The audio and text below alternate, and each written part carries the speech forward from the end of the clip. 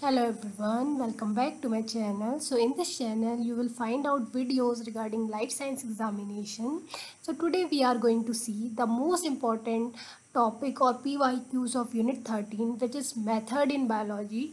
In this unit we deal with different technique of molecular biology, cell biology और all the techniques we use in the life sciences or in the sciences. So इसके basis पे CSIR में every year you will find questions और सबसे important और most scoring questions मैं आपको करवाने वाली हूँ जो होते हैं मैच द फॉलोइंग।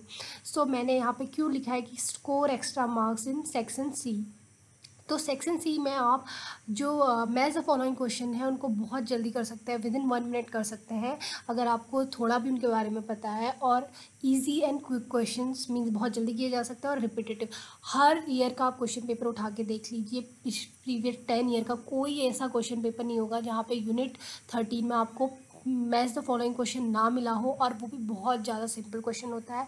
आप गारंटी के साथ पूरे क्वेश्चंस पेपर को एनालाइज करके देखिए, आपको डेफिनेटली मिलेगा। और आप सिंपली टेक्निक, उनका फंक्शन, उनका बेसिक अगर आपको पता है तो आप डेफिनेटली इन क्वेश्चन को सॉल्व कर सकते हैं। और आगे मैं ये क्वेश्चन सॉल्व करवाने वाली हूँ, तो आप देख लेंगे, खुद ही देख लेंगे कि हर साल कैसे क्वेश्चन आए हैं। And you can definitely score 4 और 8 marks from this unit without any extra efforts. अब आपको बस टेक्निक के बारे में पता होना चाहिए, वो भी basic of the technique.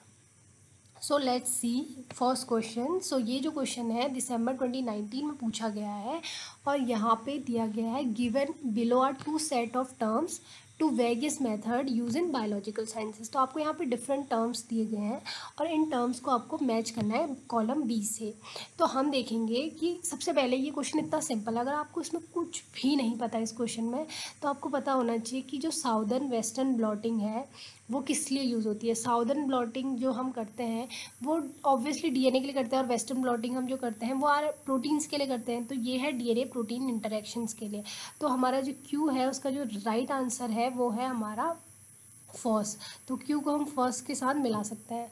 Then उसके बाद अगर आपको तो ये इस ऑप्शन को करने के बाद आपका ये वाला ऑप्शन, ये जो ऑप्शन है ये एलिमिनेट हो जाता है, क्योंकि क्यू का फर्स्ट ही हो सकता है, और सेक्शन ये क्वेश्चन भी एलिमिनेट हो जाता है, ये ऑप्शन भी। तो अब आपके पास बी और डी बचा, तो आपके पास चांसेस हैं कि आप इस क्वेश्चन को और अच्छे से सॉल्व कर सकते हैं।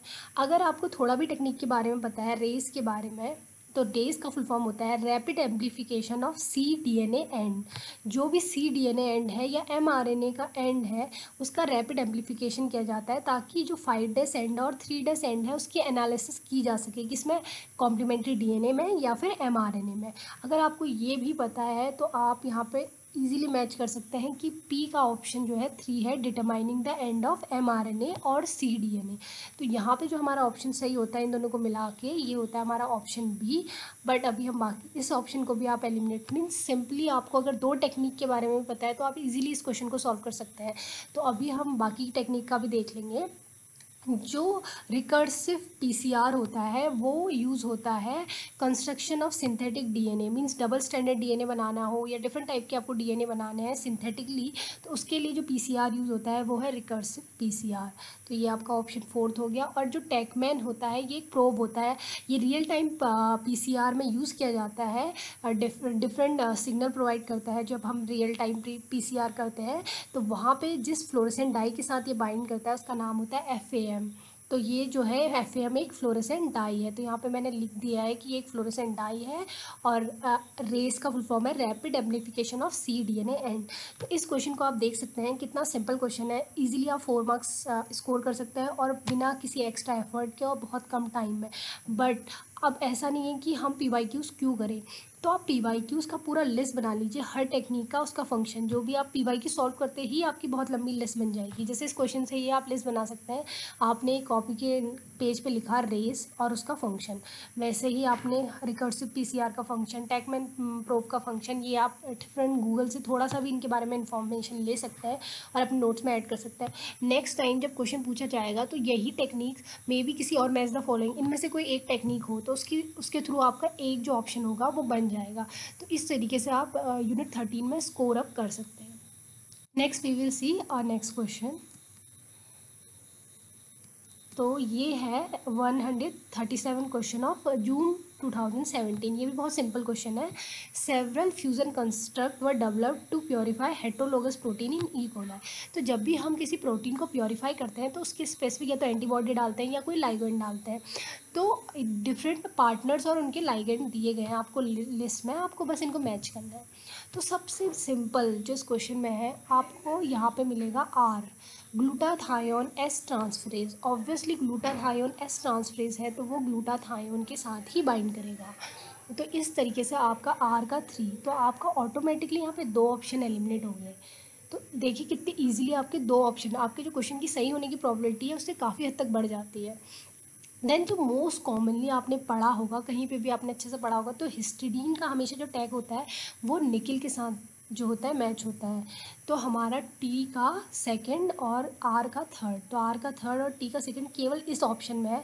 इस इतना ही करने से हमारा सेकंड ऑप्शन सी ऑप्शन सही हो जाता है। बट हम बाकी का फंक्शन भी देखेंगे तो आप देख सकते हैं कि कितने ईजिली ये क्वेश्चन सॉल्व हो जा रहे हैं। Then maltose binding protein, obviously maltose एक माल्टोज एक कार्बोहाइड्रेट है, तो ये किसके साथ बाइंड करेगा, अमाइलोज के साथ बाइंड करेगा। वैसे ही फ्लैग टैग जो होता है हमारा वो यूज़ होता है स्पेसिफिक मोनोक्लोनल एंटीबॉडी के अगेंस्ट के साथ, और स्टेप्टाविडीन जो है वो है हमारा बायोटीन के साथ कॉम्प्लेक्स बनाता है, मीन्स ये पार्टनर और लाइगेंड की तरह एक्ट करता है। तो दिस इज़ वेरी सिंपल, आप इसकी भी लिस्ट बना सकते हैं अपनी कॉपी में और इनके फंक्शंस को नोट कर सकते हैं। डेफिनेटली आपसे आने वाले क्वेश्चंस में, आने वाले एग्जाम्स में कहीं ना कहीं ये चीज़ मैच द फॉलोइंग में मिल जाएगी, क्योंकि इन्हीं क्वेश्चन से फिर से सफल करके एक मैच द फॉलोइंग नया बनाया जाएगा। Now moving to the next question. अब देखिए आप जून 2017 में 2 क्वेश्चन आए हैं मैच द फॉलोइंग, एक ये है जो इतना इजी है और दूसरा ये है। तो इस क्वेश्चन में आपको जो है स्टैटिस्टिक वाले पार्ट से आपसे क्वेश्चन पूछा गया है।